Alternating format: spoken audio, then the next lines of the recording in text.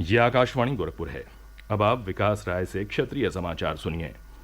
प्रधानमंत्री नरेंद्र मोदी ने कहा है कि अशांत विश्व को आज भारत में आशा की नई किरण दिखाई दे रही है। गुजरात के बड़ोदरा में स्वामी नारायण मंदिरों द्वारा आयोजित युवा शिविर को वीडियो कॉन्फ्रेंस के जरिए संबोधित करते हुए श्री मोदी ने कहा कि हर पीढ़ी का सतत चरित्र निर्माण प्रत्येक समाज का आधार है। उन्होंने कहा कि संघर्षरत विश्व आज भारत को शांति की नई उम्मीद के रूप में देख रहा है। उन्होंने कहा कि भारत प्राचीन परंपराओं और प्रगतिशील दृष्टिकोण के साथ आगे बढ़ते हुए अपनी नई पहचान बना रहा है। श्री मोदी ने कहा कि भारत आज पूरी मानवता को योग का मार्ग दिखा रहा है। श्री मोदी ने कहा कि हम सॉफ्टवेयर और स्पेस के जरिए नए भविष्य की ओर बढ़ रहे हैं। प्रधानमंत्री ने कहा कि कोरोना संकट के दौरान दुनिया को वैक्सीन और मेडिसिन भेजकर हमने कमजोर आपूर्ति श्रृंखला के बीच आत्मनिर्भर भारत की उम्मीद जगाई है।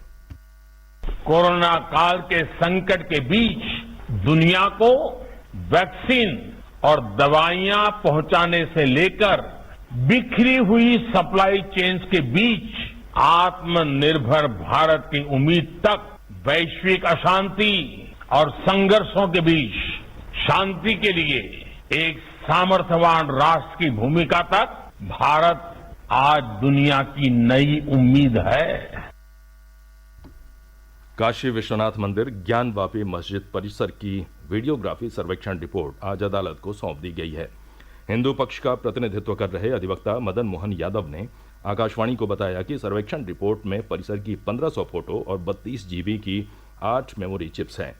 विशेष कोर्ट कमिश्नर विशाल सिंह ने जिला सिविल जज रवि कुमार दिवाकर की अदालत में 14, 15 और 16 मई को कराए गए सर्वेक्षण की रिपोर्ट पेश की। कोर्ट कमिश्नर के पद से हटाए गए अजय मिश्रा ने कल 6 और 7 मई को कराए गए सर्वेक्षण की रिपोर्ट पेश की थी। मुख्यमंत्री योगी आदित्यनाथ ने प्रदेश में अवैध बस और टैक्सी स्टैंड तत्काल बंद करने के निर्देश दिए हैं। उन्होंने कहा कि मानकों के विपरीत चल रहे स्टैंड 24 घंटे के भीतर बंद किए जाएं और इनके संचालकों पर गैंगस्टर के तहत मुकदमा दर्ज कर उनकी पूरी संपत्ति जब्त की जाए। मुख्यमंत्री कल वीडियो कॉन्फ्रेंस के माध्यम से सभी जिलों के पुलिस और प्रशासनिक अधिकारियों के साथ प्रदेश में सड़क सुरक्षा के संबंध में समीक्षा बैठक कर रहे थे। श्री योगी ने कहा कि राज्य में पिछले वर्ष सड़क दुर्घटनाओं में 21,227 लोगों की मौत हुई है। उन्होंने कहा कि इन दुर्घटनाओं के पीछे प्रमुख कारण ओवर स्पीड, ब्लैक स्पॉट, डग्गा मार बसें, नियमों का उल्लंघन कर सड़क किनारे चल रहे अवैध टैक्सी तथा बस स्टैंड और पार्किंग स्थल हैं। श्री योगी ने सभी वाहनों की नियमित रूप से जांच करने के निर्देश दिए।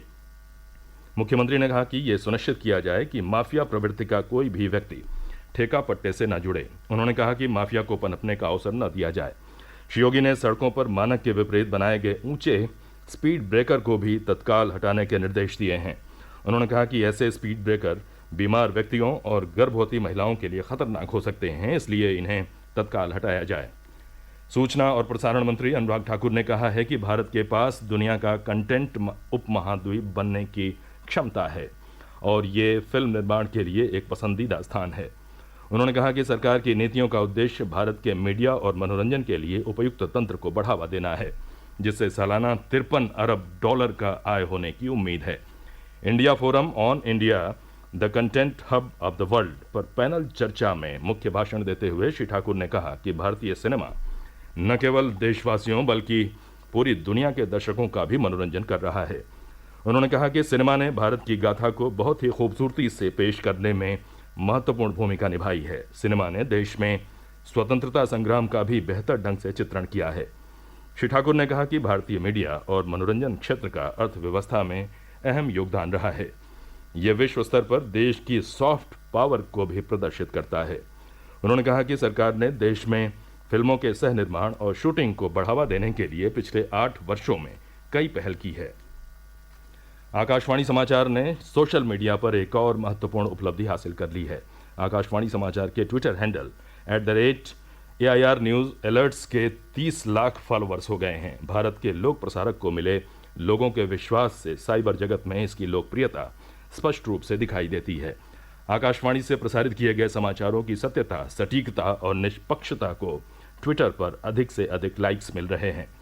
आकाशवाणी के प्रधान महानिदेशक NV रेड्डी ने श्रोताओं द्वारा आकाशवाणी समाचार पर विश्वास जताने पर उन्हें धन्यवाद दिया। उन्होंने कहा कि ये टीम के सामूहिक प्रयासों का ही परिणाम है और ये उपलब्धि श्रोताओं के बीच आकाशवाणी समाचार की विश्वसनीयता को दर्शाती है।